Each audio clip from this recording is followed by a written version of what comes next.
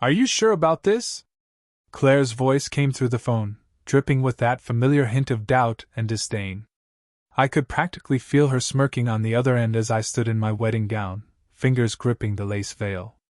It was the moment I had dreamed about since childhood, choosing the dress I'd walk down the aisle in, the one that would signify the beginning of the rest of my life with Daniel. Of course I'm sure, I replied, my voice more defensive than I intended. Why wouldn't I be? Claire paused, her silence heavy, as though she was about to drop a bombshell. I just don't want you to rush into something you'll regret. Remember what happened with David? My stomach churned. She had no business bringing up David, my last serious relationship, the one that crumbled when he left me for someone else. Claire always loved to dig the knife in just a little deeper, subtly hinting that I was too trusting, too naive. But something about this call felt different. There was something in Claire's voice, a sly undertone, that made my skin crawl. In retrospect, that should have been the first red flag. I didn't know it then, but my sister wasn't just doubting me. She was orchestrating something far more sinister behind my back.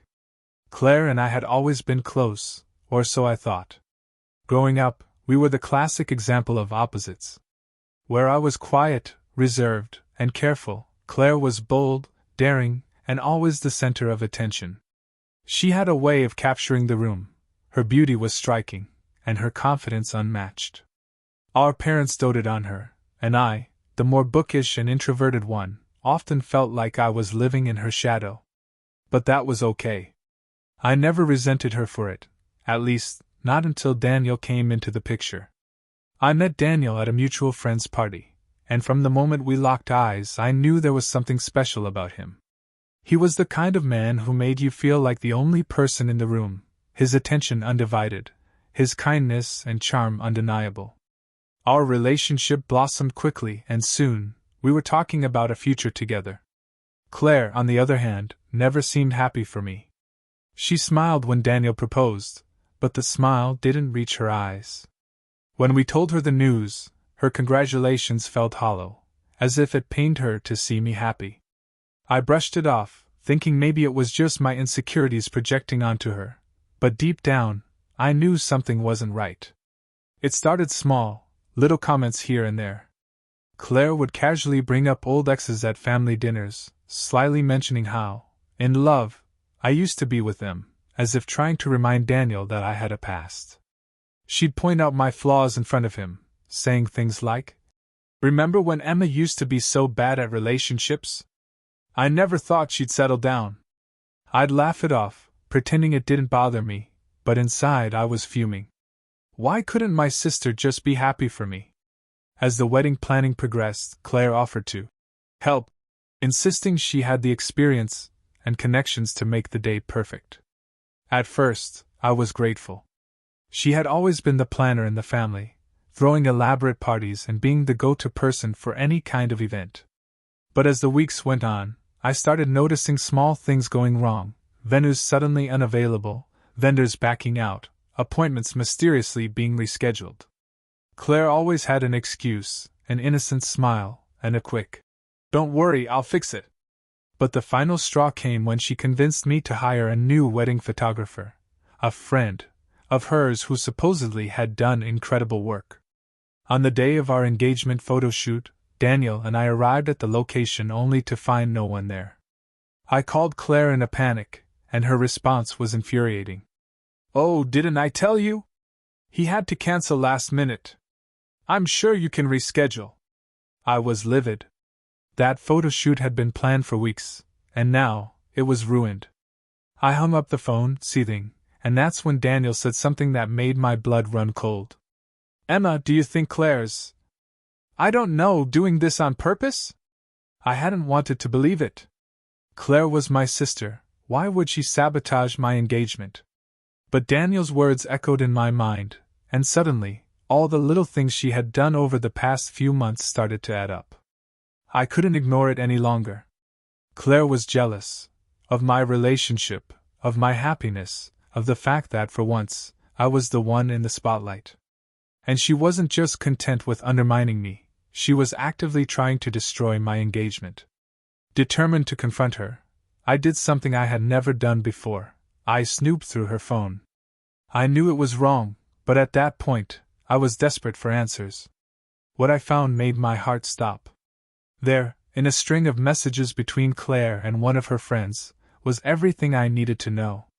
She had been talking about how pathetic it was that I had finally found someone, how she couldn't stand the idea of me getting married before her.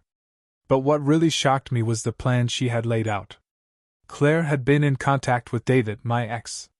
She was feeding him information about Daniel, trying to stir up old drama. She had even suggested that David reach out to me to see if I still had feelings for him, hoping to plant seeds of doubt in my mind. I was shaking with rage as I read through the texts. Claire had been playing a dangerous game, and she wasn't just trying to sabotage my wedding, she was trying to ruin my life. I confronted Claire the next day. We were at my apartment, sitting in the living room.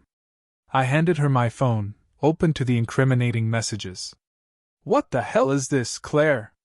She looked at the screen, her face draining of color. For a moment, she was speechless, and then she tried to laugh it off. "Oh, Emma, come on. You're not seriously upset about this, are you?" "I was just venting." "Venting?" My voice cracked. "You've been trying to ruin my relationship. You've been talking to David behind my back. What's wrong with you?" Claire's eyes flashed with anger, and for the first time, I saw her mask slip. "What's wrong with me? What's wrong with you?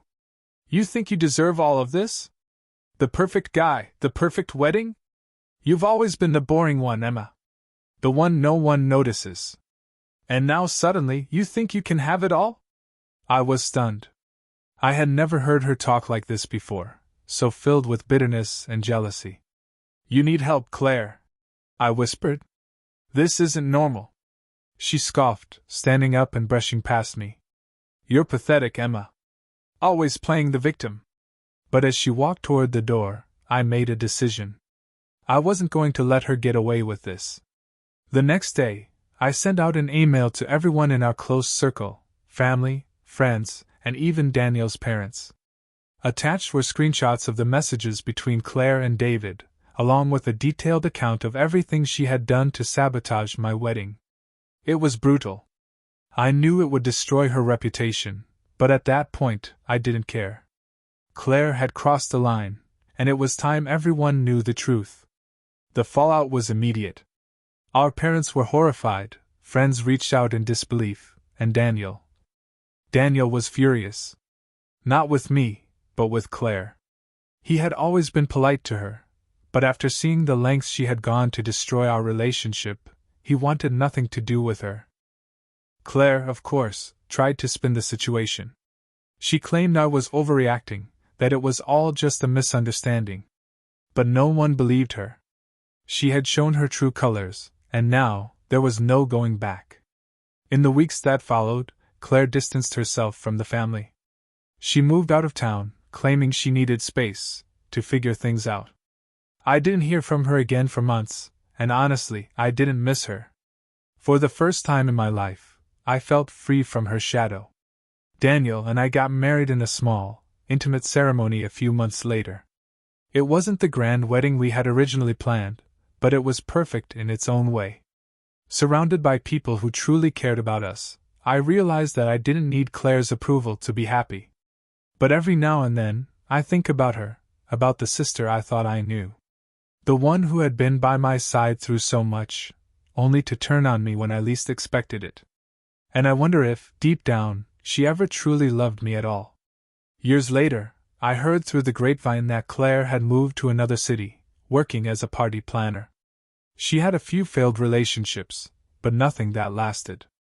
I didn't reach out to her, and she didn't try to contact me either. Some wounds, I realized, are too deep to heal. And while I had moved on and built a life full of love and happiness, I knew that Claire was still struggling, caught in the web of jealousy and insecurity that had always defined her. In the end, I learned a valuable lesson: family isn't always who you think they are. And sometimes, the people closest to you are the ones you need to keep the furthest away. Months passed after my wedding, and though Claire and I hadn't spoken since that day, I couldn't shake the feeling that our story wasn't over. While I had settled into married life with Daniel, something was still gnawing at me, the nagging sense that, deep down, Claire wasn't done causing havoc. It wasn't just the blatant sabotage of my engagement, or the cruel messages I'd discovered. There was something darker that I hadn't yet uncovered. Daniel urged me to move on. "She's out of our lives now, Emma," he said one evening as we lay in bed, his arms wrapped around me. "We've got everything we wanted. Don't give her the power to ruin any more of it." He was right. I should have been happy. But the truth was, a part of me still couldn't let go of what Claire had done, and more importantly, why she had done it. Then, about a year later, it happened. It was a Tuesday afternoon when my phone buzzed with an unfamiliar number. I hesitated for a moment before picking up, and the voice on the other end instantly froze me in place. "Emma, we need to talk." Claire. After all this time, she was calling me. "What do you want, Claire?" I asked, my voice colder than I intended. There was a long pause, the kind that made my stomach churn with anticipation. "I'm coming into town next week. I need to see you. Please." I didn't know what to say.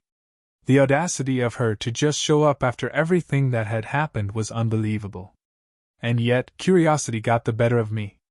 Maybe this was the closure I had been craving. Maybe, just maybe, she wanted to make amends. But a voice in the back of my mind reminded me that with Claire, nothing was ever that simple. Reluctantly, I agreed to meet her at a cafe we both used to love growing up. It was a neutral space, public, safe, and far enough from any emotional memories that I wouldn't get caught up in nostalgia. When I walked into the cafe, the first thing I noticed was how much Claire had changed. She looked thinner, her once flawless hair was disheveled, and there were dark circles under her eyes. She didn't carry the same air of confidence she used to, and for a moment, I almost felt sorry for her. But then I remembered why we were there. "Claire," I said curtly as I slid into the seat across from her. She smiled weakly, though it didn't quite reach her eyes. "You look good, Emma. Married life suits you." "I didn't come here for compliments," I snapped, my patience already wearing thin. "What do you want?" She flinched at the sharpness of my words but quickly composed herself. "I know I've done some unforgivable things," she started, her voice soft. "But I didn't want to hurt you." I raised an eyebrow. "You didn't want to hurt me? Claire, you tried to ruin my wedding. You lied, manipulated, and tried to get my ex to mess with my relationship. What part of that wasn't meant to hurt me?" She bit her lip, looking down at the table. "I know. I was jealous. I couldn't stand to see you happy while I was falling apart." For a moment, I felt a pang of sympathy, but I quickly pushed it aside. "That's not an excuse." "I know," she whispered. "But there's more you don't know. Things I didn't tell you, things I've been carrying for years." I leaned back in my chair, arms crossed. "Like what?" Claire took a deep breath, her hands trembling slightly as she fidgeted with the napkin in front of her. I had never seen her so vulnerable. Whatever she was about to say, I knew it was big. "Do you remember when I was engaged to Michael?" she asked quietly. I frowned, surprised by the sudden shift in conversation. Michael was Claire's ex-fiancé from several years ago, a relationship that had ended in disaster when he had abruptly called off their wedding. Claire had never really given a clear explanation as to what happened, and at the time, I hadn't pressed her for details.